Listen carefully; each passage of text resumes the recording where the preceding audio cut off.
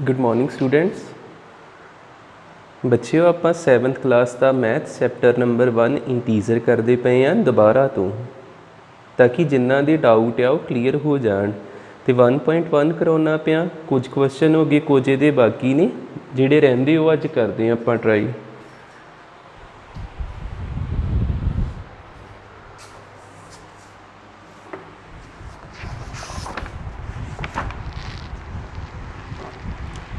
ये मैं करा चुका हूँगा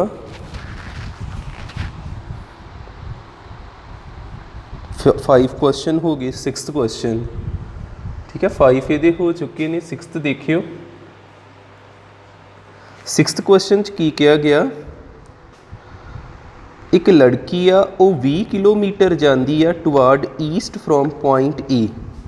डायग्राम वैसे बनी है यदि नाल जिमें आ पॉइंट है वा ए पॉइंट, ये तो लड़की जी आ ईस्ट वाल नूं गई किन्ने kilometre 20 kilometre to the point B. इधर ईस्ट हुंदा जी जिदा बुक ते बनिया वा उस हिसाब नाल आ ईस्ट डायरैक्शन, इत्थे हैगा पॉइंट बी, इस दिशा वाल गई बी पॉइंट तक। तो कितना सफ़र तय हो गया इत्थों लैके इत्थों तक किन्ने किलोमीटर 20 किलोमीटर। उस तो बाद from point B she moves 30 kilometre toward west along the same road. तो आप जे उधर ईस्ट है तो पुट्ठा वैसट होगा, तो ए तो चलती आ इधरले बन्ने वैसट जिहा सारा, ए तो चलिया सॉरी ए तो बी तक गई तो बी तो वापस मुड़ी किन्ने किलोमीटर तक वापस आई आ वैसट वाल 30 किलोमीटर तक। उस तो बाद if the distance toward east is represented bye positive integer, जिहड़ा ईस्ट वाला डिस्टेंस है उन्होंने आंदे पॉजिटिव इंटीजर ना रिप्रजेंट करना, तो दूजे नूं आंदे वैसट वाले नूं फिर किहदे नाल रिप्रजेंट करोगे नैगेटिव इंटीजर दे नाल। ते अपना सल्यूशन हो गया distance toward west represented by negative integer. जे एक पॉजिटिव है तो पुट्ठा नैगेटिव मनना, आप इत्थे माइनस ला दिंने आप, रिप्रजेंटेड बाय नैगेटिव इंटीजर।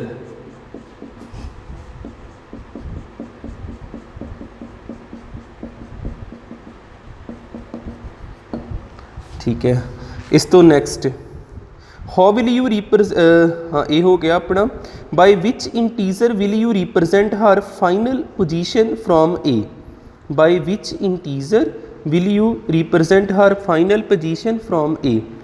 आप की करिए दी फाइनल पोजीशन कित्थे होगी, इन्हों माइनस कर देने, शायद 10 किलोमीटर आंसर आना है, पर देख लेने आ किवें दा सल्यूशन है इहदा।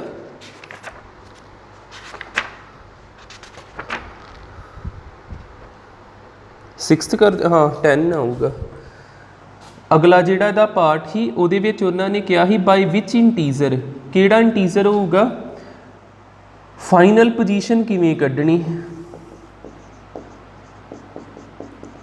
दोवें डिस्टेंस माइनस कर दिए, -30 kilometre plus 20 kilometre plus minus आ जिदा 30 इधर हो गया तो ये इन्ना घटा देना। ए तो ही पोजीशन वेखनी ना आपां हुण, जे ते बी तो वेखनी हुंदी तो -30 लिख देना है। हुण ए तो इधरले बन्ने जिथे भी पहुँच गई उहदी फाइनल पोजीशन जिहड़ी आ किहड़ा इंटीजर रिप्रजेंट करूगा प्लस माइनस 30 चों 20 गए 10 किलोमीटर आ गया।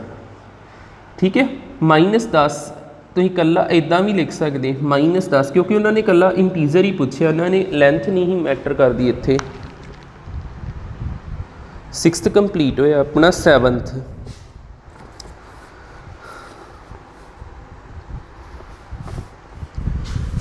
क्वेश्चन दे विच की कहा गया,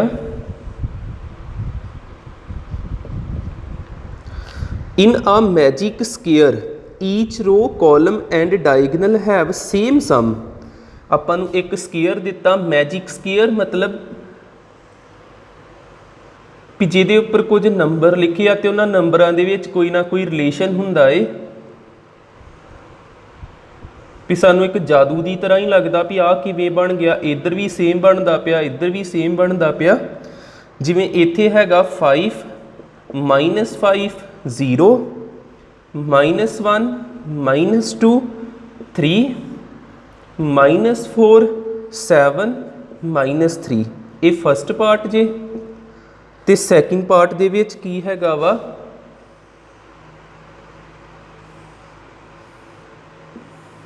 ਸੈਕਿੰਡ ਪਾਰਟ ਦੇ ਵਿੱਚ ਵੀ ਮੈਜਿਕ ਸਕੁਏਅਰ ਆ। ਕੀ ਲਿਖਿਆ ਵਾ 1 -4 -6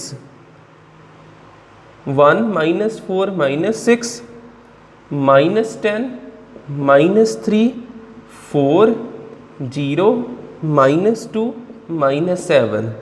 फिर पढ़ते क्वेश्चन, उन्होंने कहा जिहड़ा मैजिक स्केयर हुंदा वा उहदा हर रो ते कॉलम ते डायगनल दा सेम सम हुंदा ते इन्हां दोनों चों चैक करना किहड़ा मैजिक स्केयर आ। देखियो किवें चैक करांगे।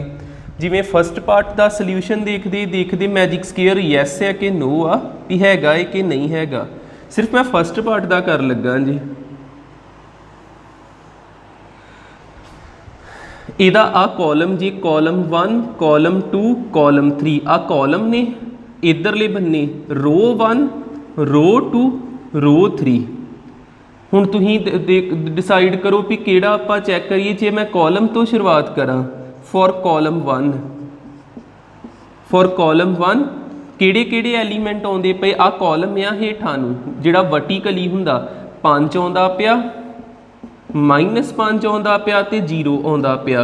5 ना 5 कैंसल हो गया, 0 + 0 0 आंसर आ गया। फॉर कॉलम 2 किहड़ा आउंदा पिया, -1 आउंदा पिया, -2 आउंदा पिया, +3 आउंदा पिया। की बनिया ये -1 ते -2 -3 +3 कैंसल हो गए, कितना आंसर आ गया 0। पहला आंसर भी 0 आया, दूजा आंसर भी 0 आया। फॉर कॉलम 3 -4 या +7 या ते -3 वा। इन्हां नूं ऐड करके वेखिया, -4 7 चो 3 गए +4, 4 ना 4 कैंसल हो गया, ये भी 0 आ गया। जे ते हर चीज़ 0 आई जाती, रोस रह गई चैक करने वालियां, तो यह पक्का मैजिक स्केयर होगा। हुण अगे देखते हैं। फॉर रो 1 कॉलम चैक हो गए।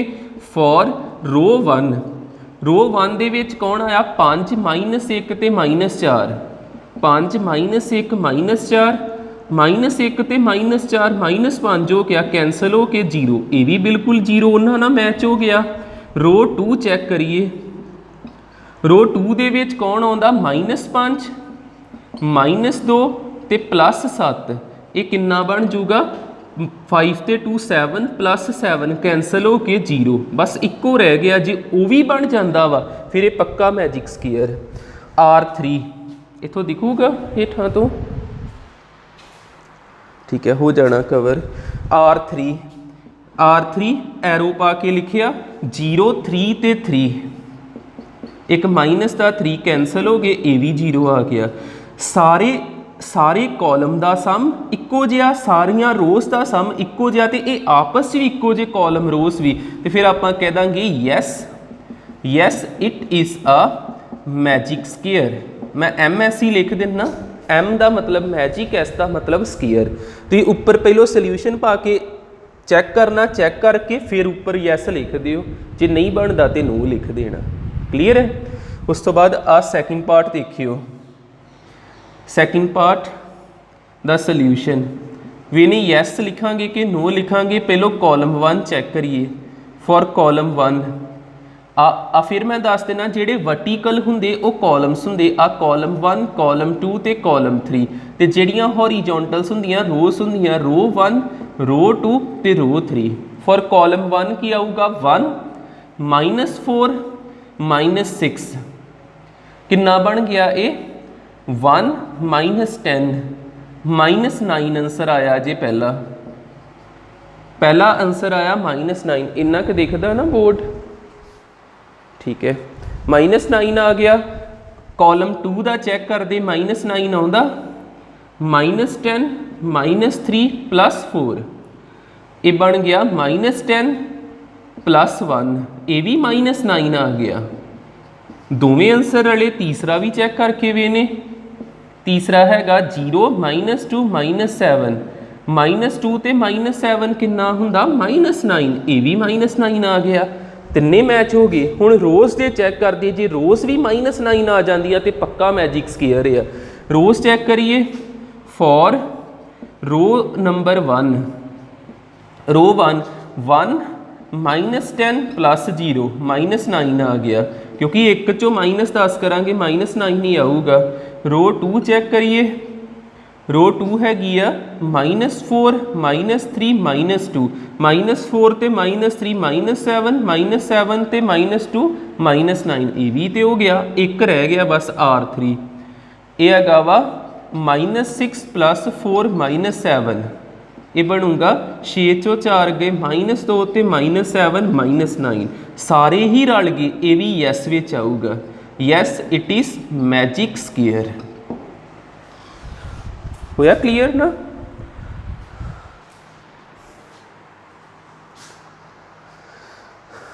उस तो बाद 8th क्वेश्चन,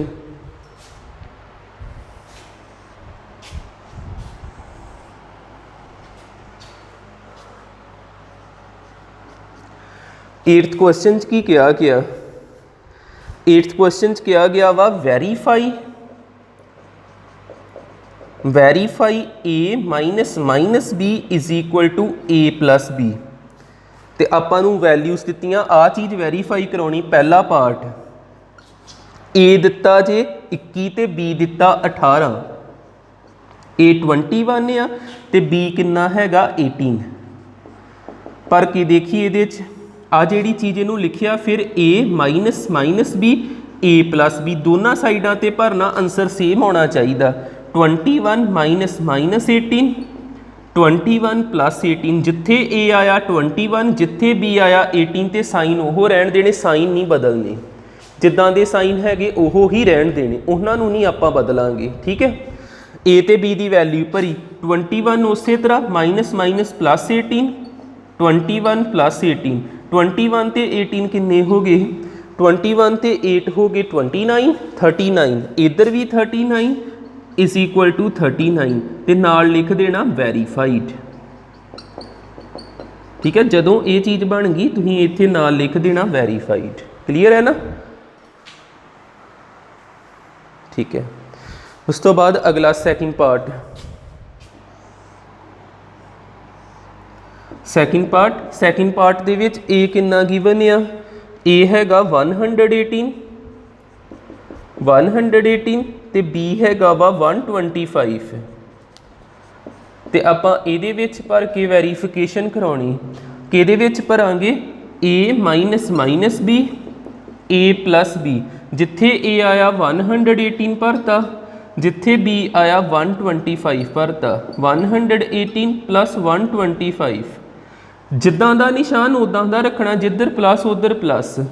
118 उस तरह माइनस प्लस 125 118 प्लस 125 इन्हों ऐड करके वेखिया 8 ते 5 13 2 1 3 ते 1 4 1 ते 1 2 243 आ गया तो इधर भी 243 आ गया। जिद्दां ही सेम आ गई लैफ्ट हैंड साइड ते राइट हैंड साइड मीनस ये की हो गया वेरीफाइड।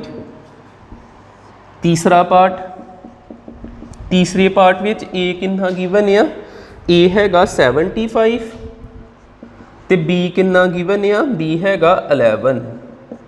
आपां इनू सॉरी 11 नहीं 84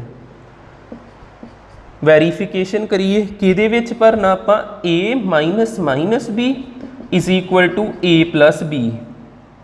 इहदे विच भरांगे a की जगह ते 75 भरता minus 84 75 plus 84 75 plus 84 75 plus 84 add करा के देख लिए 5 ते 4 9 8 ते 7 15 ये भी 159। जिदा ही सेम आ गए लैफ्ट हैंड साइड ते राइट हैंड साइड ये की हो गया वेरीफाइड। एक पार्ट रह गया फोर्थ, वो मैं इत्थे कर दिना। फोर्थ पार्ट ए किन्ना गिवन आ, ए हैगा 28 ते बी किन्ना गिवन आ, बी हैगा 11। ए 28 ते बी 11। ਆਪਾਂ ਇਹਨੂੰ ਕਿਹਦੇ ਵਿੱਚ ਭਰਨਾ, a ਮਾਈਨਸ ਮਾਈਨਸ b ਤੇ a ਪਲੱਸ b 'ਚ। ਇੱਥੇ 28 ਭਰਿਆ minus 11, 28 plus 11, 28 minus minus plus 11, 28 plus 11 ਇੱਥੇ ਇਹ ਬਣ ਜੂਗਾ 39 इज इक्वल टू 39। जिमें ही left hand side right hand side के बराबर आ गई, ये हो गया वेरीफाइड। ठीक है,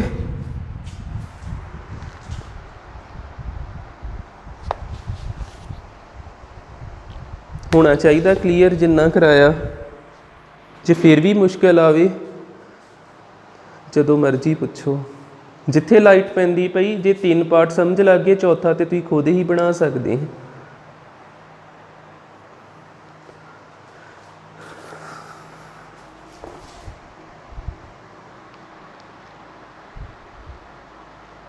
ठीक है, इत्थों तक करियो, 9th 10th मैं कल कराऊँगा।